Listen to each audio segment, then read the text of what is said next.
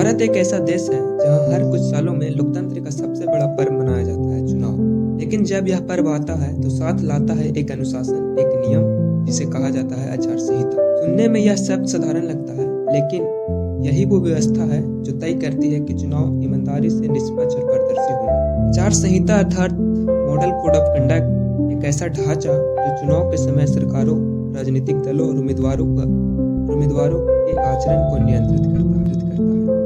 इसका उद्देश्य हर उम्मीदवारों को समान अवसर देना और यह सुनिश्चित करना कि सत्ता में बैठे लोग अपनी ताकत का दुरुपयोग न करें। आचार संहिता उस दिन से लागू हो जाती है जब चुनाव आयोग चुनाव की तारीख का ऐलान करते हैं। उस पल से लेकर मतदान की समाप्ति तक हर सरकारी घोषणा, हर प्रचार अभियान और हर प्रशासनिक कार्रवाई इस संहिता के दायरे में आ जाती है। आचार संहिता में कई सख्त और जरूरी नियम हैं, जैसे सरकार कोई नई योजना या घोषणा नहीं कर सकती, सरकारी कार्यक्रमों का राजनीतिक उपयोग वर्जित है, धर्म, जाति या भाषा के नाम पर वोट मांगना पूरी तरह से प्रतिबंधित है और कोई भी सरकारी कर्मचारी राजनीतिक काम नहीं कर सकता। किसी मतदाता को लाभ, लालच या डर दिखाकर प्रभावित करने की कोशिश को कानूनन अपराध मानी जाती है।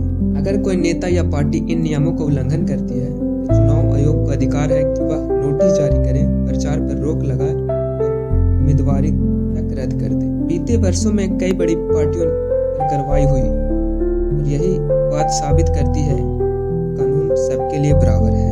आचार संहिता केवल नियमों का संग्रह नहीं, यह लोकतंत्र की मर्यादा है।